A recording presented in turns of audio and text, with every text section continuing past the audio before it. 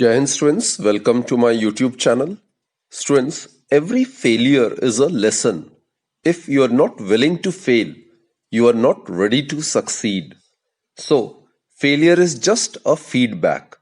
It's simply showing you what's not working so you can find out what will work. So, it's necessary and failure can't be avoided. With that positive note, students, let's begin today's session. Today we are going to discuss some systems which are executing simple harmonic motion. Now students, there are no physical examples of absolutely pure simple harmonic motion. In practice, we come across systems that execute SHM approximately under certain conditions. So, in the first example, we'll be discussing the mass oscillating on a vertical spring. That is, we'll be discussing the motion of a loaded spring. Let us consider a spring AB and of negligible mass, and we have considered the length of the spring be L, and it is suspended to a rigid support. Clear, students?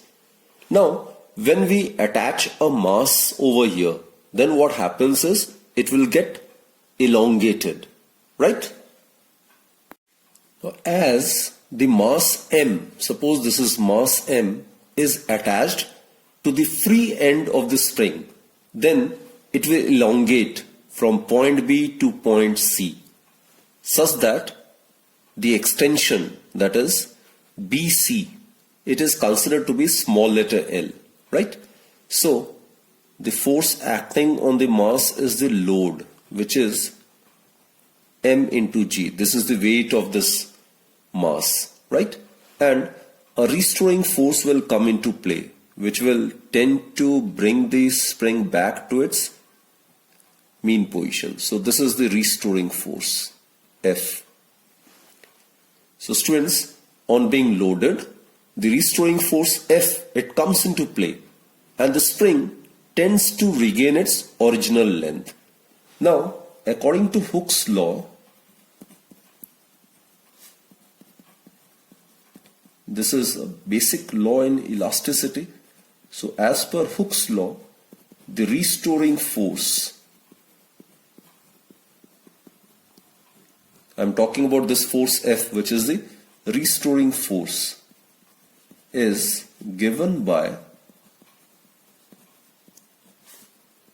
F is equal to minus KL.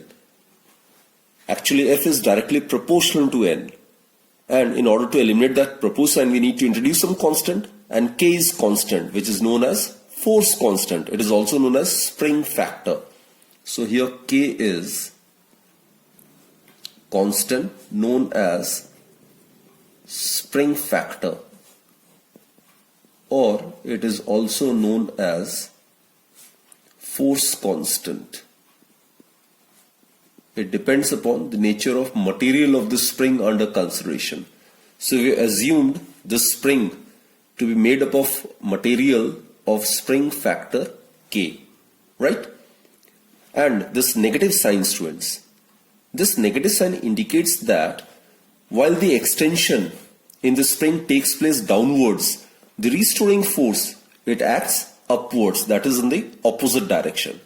So since the restoring force acts in a direction opposite to which L increases, therefore this negative sign is introduced over here. And students, we can also define this force constant. If you assume the extension to be unity, that is L equals to 1, then K would be equal to F. So in such a scenario, the force constant of a spring may be defined as the restoring force which is set up per unit extension in this spring. That is, let the extension in this spring be unity, that is 1. Then this equation becomes K is equal to F. I have already told you the significance of this negative sign, right? So, the spring constant or the spring factor or the force constant is numerically equal to to the restoring force which is set up per unit extension in the spring. In this position, that is in this position C, the system of the spring and the mass which is attached at its free end, it is in the mean position, or it is in the equilibrium position. So this represents the equilibrium position of this system, right? So here the upward restoring force must be exactly equal and opposite to that of the weight, which is mg. So F is equal to minus mg.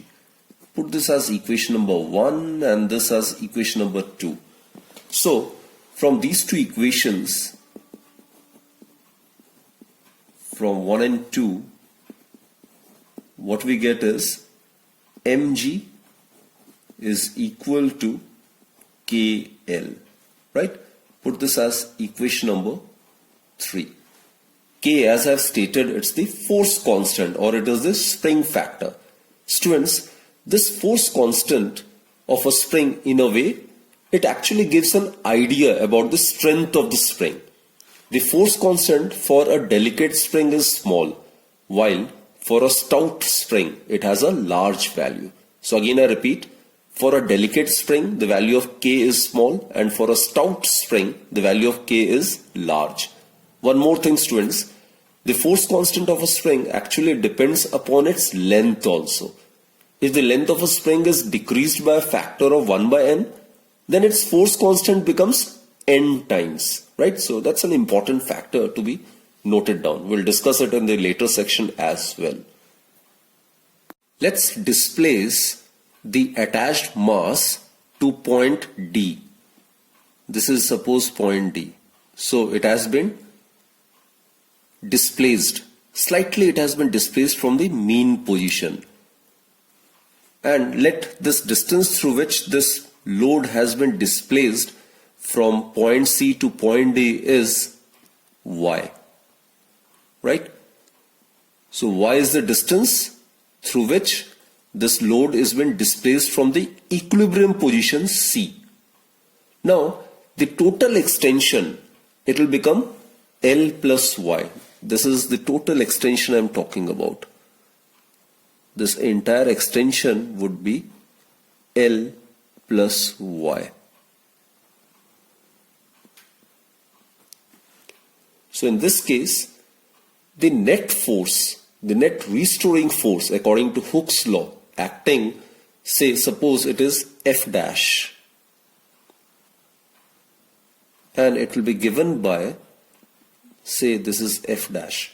So the restoring force as per Hooke's law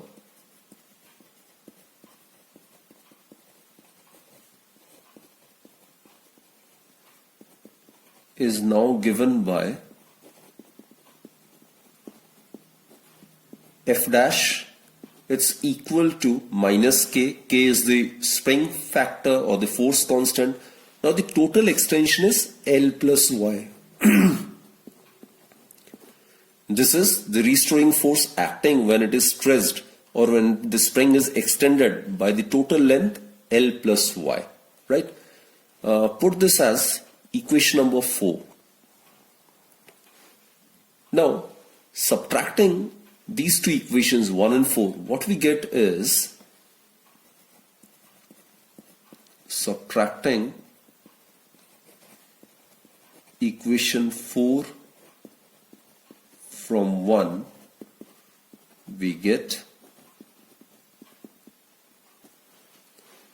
F dash minus F. It would be equal to minus K L plus y minus KL, right? So that is F dash minus F, it would be equal to minus KY. Clear, students? So basically, if the mass M is released, then under the action of this force F dash minus F, the mass attached to the spring will return to the equilibrium position C, right? So basically, this is the mean position when it is disturbed from its mean position by pulling it down a little through distance y and then release, then we will prove that it will start executing simple harmonic motion. That is our objective, right? And we are going to find an expression for its time period. So students, again I repeat, if the mass m is released, right? Now here the mass m is released, then what happens is, under the action of this force F dash minus F, this body, this mass attached to the spring will tend to return to its mean or equilibrium position C, right? So the acceleration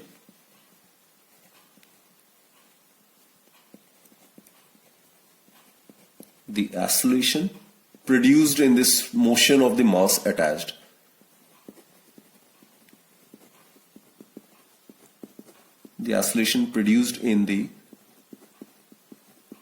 motion of the mass which is attached to the free end of the spring is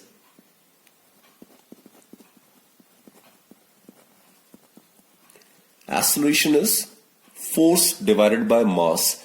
So here, under the influence of force F dash minus F, this mass m is going back to its mean position, isn't it? So the force applicable here is F dash minus F divided by mass is m.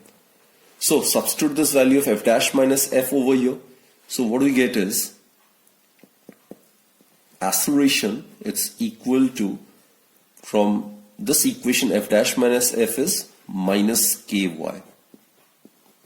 divided by m. That is, acceleration which is produced in the motion of mass m is equal to minus k by m into y. Right? So students, here it's pretty clear that k and m are constants, isn't it? So the acceleration of the mass m at any instant is directly proportional to y, which is its displacement at that time. And the negative sign suggests that acceleration is always directed towards the equilibrium position. Clear? So this verifies the very fact that if the load is displaced from its mean position and released, then it will start executing SHM. That is, it will start executing vibratory motion about the mean position between these two well-defined limits, which are known as its extreme positions. So this is what we have mathematically verified. The time period of a body executing SHM, we are aware, it's given by t equals to 2 pi square root of displacement. In this case, displacement is considered to be y divided by acceleration. This is the formula for the time period of a body executing SHM. It has been mathematically justified in the earlier section, isn't it? So now let's substitute the value of y by a. Here, y by a is, I've already told you the significance of this negative sign, right? It simply suggests that acceleration is always directed towards the mean position, while the displacement is always directed away from the mean position. So since these two are opposite, therefore this negative sign is assigned over there. So here y by a in magnitude, it is equal to m by k, isn't it? So let's substitute this value over here.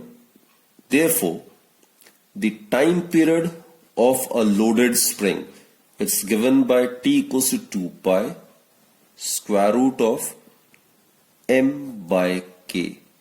K is the spring factor or the force constant, which we have discussed over here, right? And m is the mass. And students, it can further be changed like this. It can also be written in this particular manner. Let's make use of this particular expression, mg equals to kl. So therefore, from here, m by k, it would be equal to L by g. So it may also be written like this. T equals to 2 pi square root of L by g. Here L is the extension. L is the extension in this spring, right? So this is the formula for the time period of a loaded spring.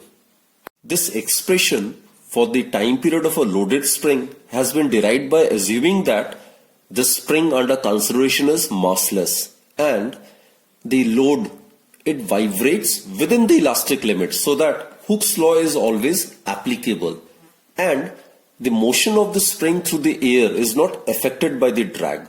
That is, we have considered the air drag to be negligible or it is absent, right? Further, students, from this equation it's pretty clear that as the mass attached to the spring increases, the time period also increases, isn't it? And also for stout spring, K is large. So for stout spring, when K is large, the time period would be less. While for delicate spring, when K is small, the time period would be large. Let us now discuss the combination of springs. We will be discussing the series combination of springs, and this is the parallel combination of springs, right? We will try to find out the time period of oscillation in the series combination as well as the parallel combination of springs. So students, for that, let us consider first the series combination. This is end-to-end connection. This is known as the series combination of springs. So let's consider these two springs. Suppose this is spring S1 and let us consider this to be spring S2. And let us consider the spring constants or the force constants of these two springs be K1 and K2 respectively, right? Now, when a body of mass M, that is weight mg, it attached to the series combination, then the restoring force in each spring will be same. So, restoring force in the series grouping of springs would be constant. So, this is the restoring force. So this is an important point. So restoring force is constant.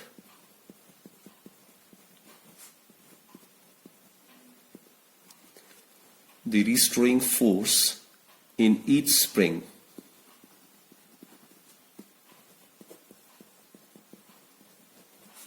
will be same. While on the other hand, the increase in the lengths will be different. That is, the extension will be different. So, increase in lengths of the two springs will be different. So, we'll consider the increase in the lengths of these two springs be L1 and L2 respectively, right? Now students, we are aware for spring S1 as per Hooke's law, for spring S1, the restoring force in both the cases will be same. So F, it is equal to minus K1 L1. L1 is the increase in the length of spring S1. Similarly, for S2, we'll have the same restoring force. Here the spring constant is K2 and the increase in the length of the spring S2 is L2. So, the extension in the first spring may be written as minus F by K1 and the extension in the second spring may be written as minus F by K2. This is K1 and K2. Therefore, total extension in the system or in the series combination of the springs would be given by, so total extension, obviously suppose it is L, it will be given by L1 plus L2. So let's substitute this value of L1 and L2 over here. So we get minus F by K1 minus F by K2. So minus can be taken as common. So we get 1 by K1 plus 1 by K2 into F. Or taking LCM, we can write it like this. Minus LCM is K1, K2. Here we'll be having K1 plus K2 multiplied by F. That is, net restoring force acting in the combination in each of these two springs is given by minus K1 K2 divided by K1 plus K2 into L. L is the total extension, right, in the series grouping of the springs. Now, if Ks is the spring factor of the combination,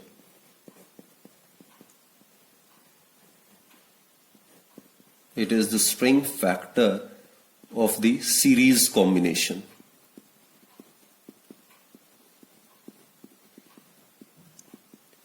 Then comparing it with F is equal to minus Ks into net extension. Compare these two equations, students. What we get is Ks, it is equal to K1 K2 divided by K1 plus K2. Or you can write it like this as well. 1 by Ks is equal to 1 by K1 plus 1 by K2. So this is the resultant spring factor of the series combination, right? Therefore, students, the time period of the series grouping would be given by T is equal to 2 pi square root of M by K. So here the resultant spring constant of the combination is Ks. So you can substitute the value of Ks over here. So therefore the time period in the series grouping of the springs is given by 2 pi square root of M divided by K1 K2 divided by K1 plus K2. So this is the expression for the time period in the series combination of the springs. Now let us consider case 2, when the two springs S1 and S2 are connected in parallel. Suppose the spring constants are K1 and K2, right? Now here, when a body of weight mg is attached to this parallel combination of springs, then each spring will undergo the same amount of extension, say L. So here the extension is L, and for this spring also the extension would be L. However, students, the restoring force developed in the two springs will be different as they have different spring factors. So over here, suppose the restoring force is F1. In this spring, suppose the restoring force is F2. So the conditions are simply the invert of one another, right? So here, in the parallel grouping of the springs, the restoring force, that is F1 and F2, restoring force in each spring is different.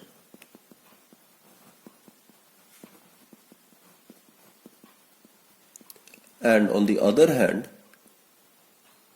the increase in the length is constant over here. That is, the extension or the increase in length of each of the two springs in each spring is constant, right?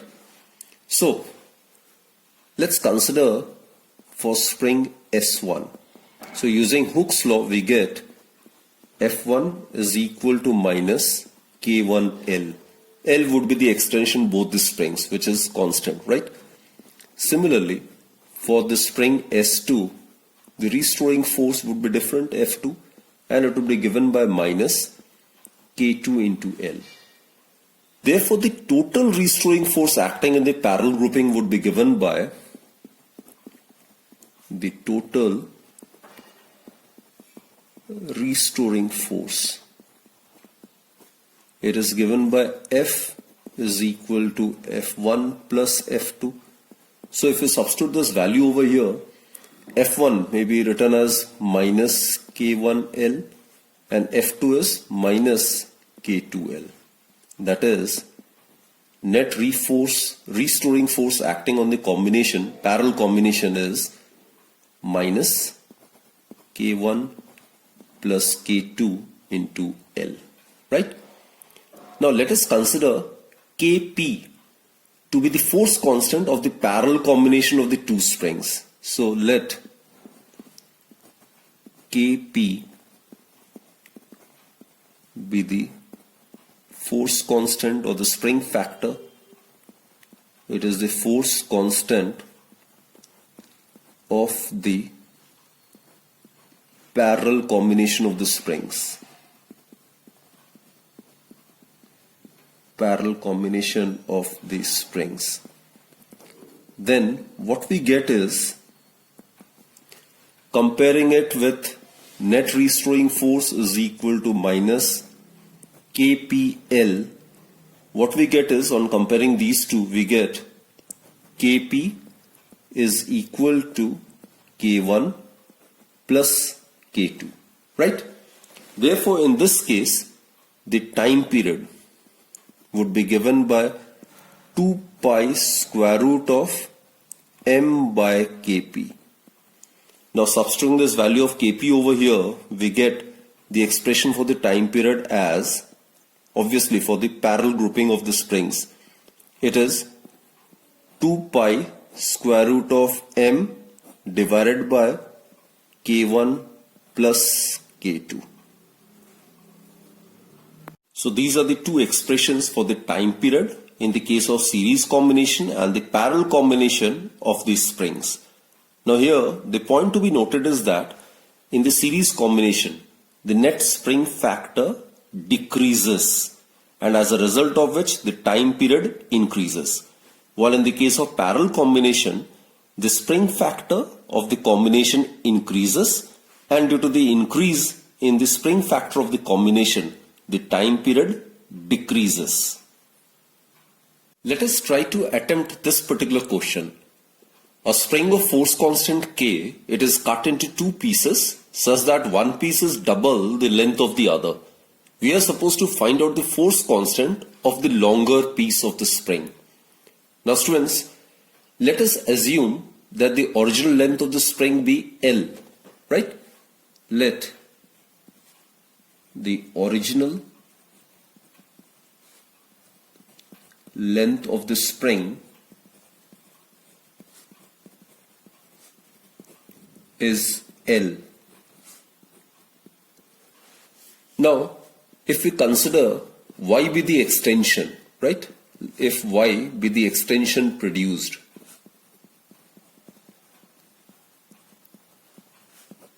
under the influence of load F, then F is equal to minus Ky. This we are already aware of. K is the force constant, or it is the spring constant, right? Put this as equation number 1. Now students, suppose the spring is cut into two pieces as per the question, and one piece is found to be double the length of the other. So the two pieces, the first one and the second one, they will have lengths of 2L by 3 and L by 3. Right? It's given in the question. One piece is double the length of the other. If one piece is of length L by 3, then the other piece is double the length of other, that is 2L by 3. So that the sum of these two will become L, isn't it? So these are the two parts. Now we are supposed to consider the case of the longer piece. Now when the longer piece is stretched by the same force F, then obviously extension in the longer piece will be 2y by 3. We are aware, students, the extension produced is directly proportional to the original length. The greater the original length, more will be the extension produced under the influence of the same load applied, right? So, when the longer piece and the longer piece is of length 2L by 3, is stressed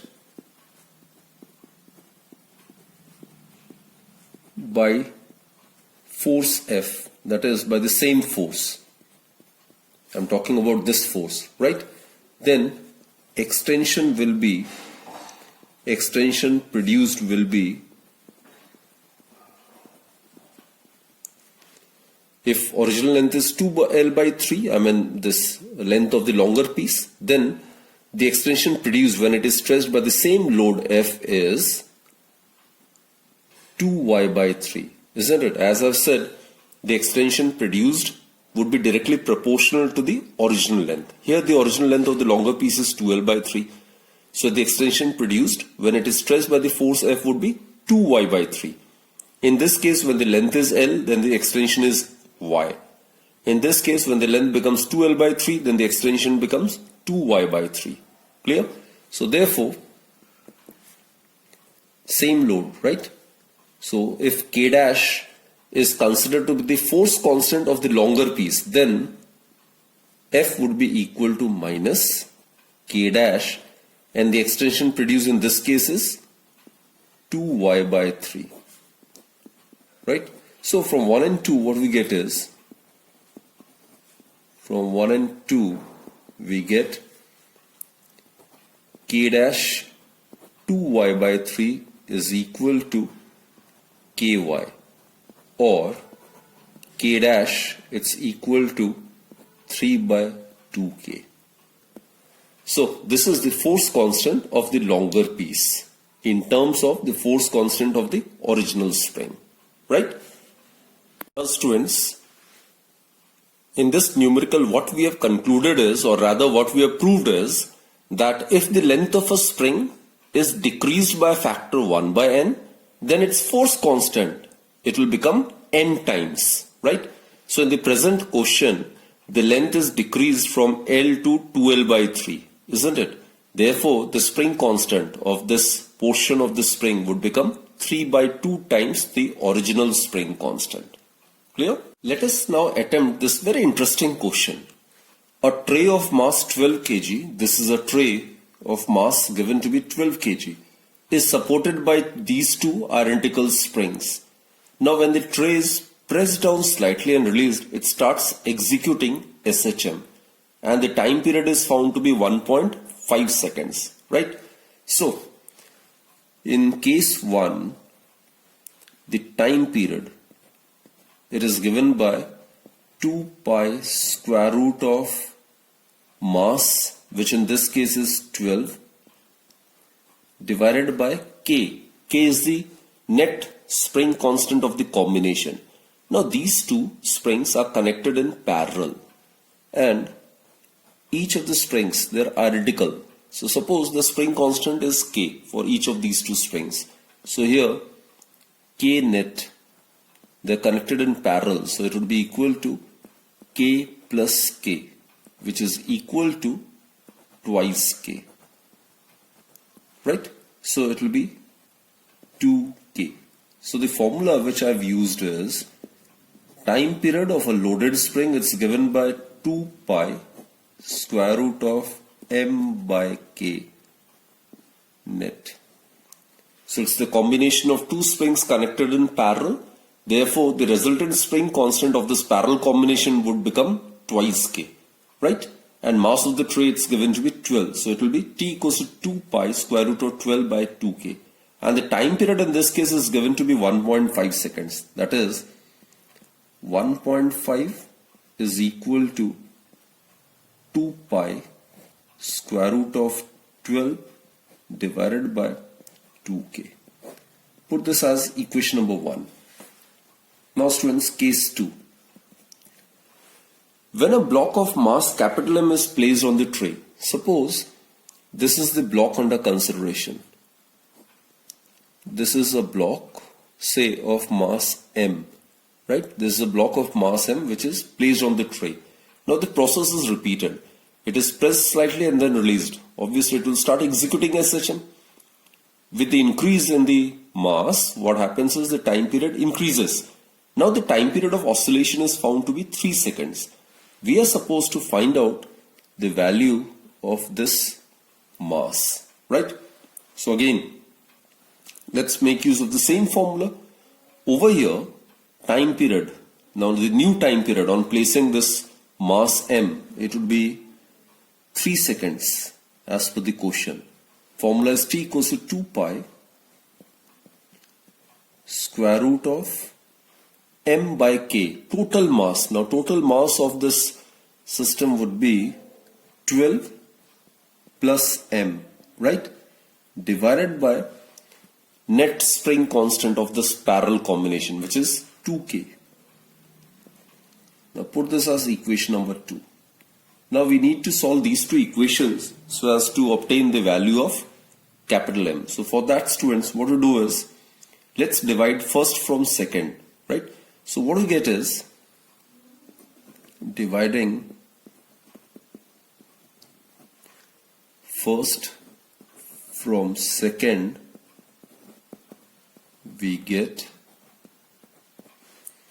in the left hand side we'll be having 3 divided by 1.5, and here we'll be having square root of 12 plus m divided by 12, isn't it? Now 2 pi get cancelled, root 2k get cancelled. So we get 2 is equal to square root of 12 plus m divided by 12. Now squaring both the sides, what we get is 4 is equal to 12 plus m divided by 12. On cross multiplication, we get 48 is equal to 12 plus m, or capital M, it is equal to 48 minus 12, which is 36 kg. So the mass of this block is 36 kg. So students, I hope you have understood this numerical and the concept involved in it, right? So students, let us end this session. So we'll continue in the next lecture then, and keep watching my videos, and do join me in my next video then, right? Till then, do take very good care of yourself and always stay happy. Thank you.